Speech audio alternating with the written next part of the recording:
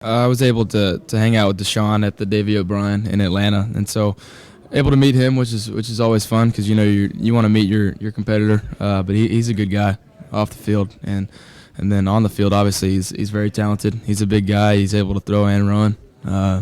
Physically, he's pretty impressive. So I know he'll give us our defense some fits, but I mean he's a good player. I'm excited to go compete against him.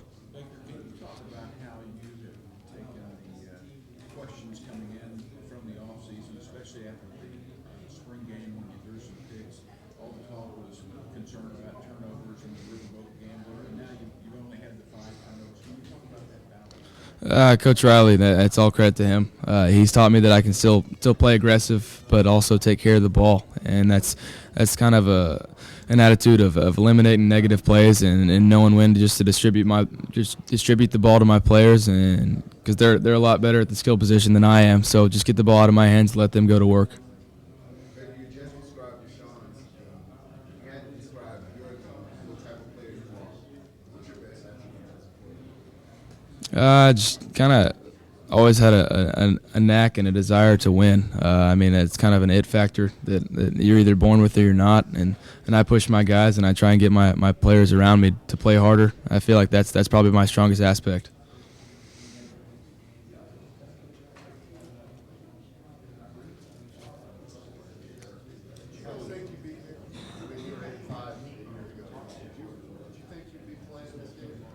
I fully expected us to. I mean, we had very talented guys, and with the coaching changes that we made, we knew the potential we had right when all that happened. And so we were excited when they were all coming in, and we knew our potential, but it's a matter of, yeah, everybody has talent around the country, but now you got to go out and work for it every day, and you got to go play like you're the best team in the country every game. And so we're here now, and hopefully 2 more games to go finish it.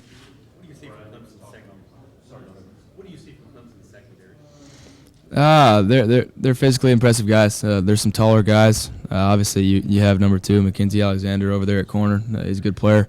But I mean, a secondary that's similar to some people that we've seen so far this year. So, I mean, they're talented, and Coach Venables knows what he's doing, so he'll have his guys lined up and ready to go.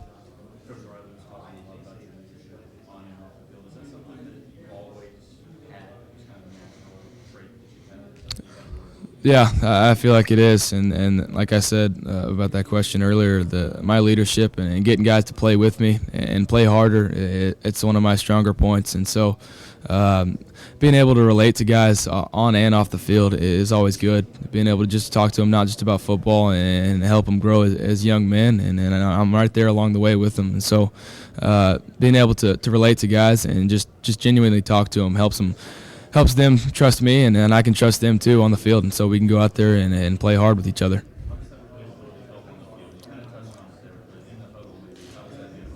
They know that I'm real. I don't fake it. I go out there and I can talk to them. I can say anything, and they know it comes from the heart, and it's not a lie. And so they can relate to me in the sense that we're all out there doing the same thing, going on the grind and trying to go win. And so they can trust me, and we can all go out there and try harder.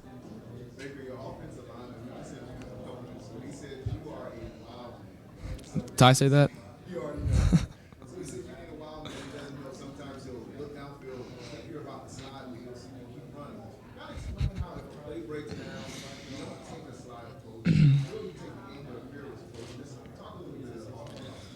The fearless approach is kind of my mindset and how it's always been. You can't go out there timid. I feel like that's how you actually get hurt. And so I go out there with that fearless mindset and try and get my guys to play harder. Like I said, I feel like that's another sense that they see me, they see my effort, and they see how hard I'm trying and how much I want it, and that helps. And so when they see me running around, Ty obviously doesn't like it too much because he doesn't know what I'm doing back there behind him. But when we're making plays, they like it and they enjoy it. But I mean, obviously I have to protect myself sometimes. So I've been sliding and throwing the ball away a little bit more, but we'll see if I have to.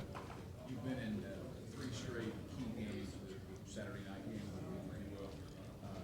so you've been in the big games, but this is kind of a different animal. Do you think you'll have to gear it back? No, I feel like Yeah, so far this year, I've done a great job of looking on how I've played and how emotionally I've been locked in and my focus level. And so the Texas game was a key game for me, realizing how I need to be going into a game mental-wise. And so I was very, very hyped up, energetic for that one. And then we didn't go out and execute very well. But after that, I was more focused, but obviously still energetic after that. And I've been able to kind of control my emotion and been able to do that. So I need to look back on that and try and go out and do the same thing.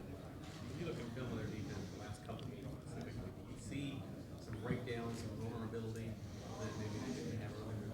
They've allowed some big plays. They have allowed some big plays, but that's also credit to the teams they've been playing as of recent. I mean, they played a very good North Carolina team in the ACC championship game, and so you're going to see teams like that and score just because of the talent they have and the game plans that those coaches have going into it. And so, I mean, you see plays that work, and that's just it's just late in the season. People realizing tendencies and all sorts of stuff like that. The goal is obviously just to win, but given the firepower of their offense, do you kind of go into this with the mentality of this could be a shootout and scores, keep it up? It could be a shootout, but when it comes down to a shootout, that's about keeping the ball in your hands and not turning it over. I mean, you can control the clock even if you're not going down there and scoring a touchdown every time. You can control the clock and keep it in your tempo, and that's what we want to do. We want to play at our pace and kind of set the tone. Baker, what are a couple of things that have been pounded in your head, the offensive head, as things that really paramount need to get done? And I know there's tons of keys, but I need to eliminate the big plays or negative plays, and then also just keep the ball in our hands and kind of eliminate their pass rush, because that's one of the biggest parts of their game is their front seven's very talented. Obviously, y'all know number 90, Shaq Lawson. He's a very good player, and so kind of have to key in to where those guys are at and how we want to eliminate their game-changing ability. And so it's all about that mindset, getting the ball out of my hands and eliminating that pass rush.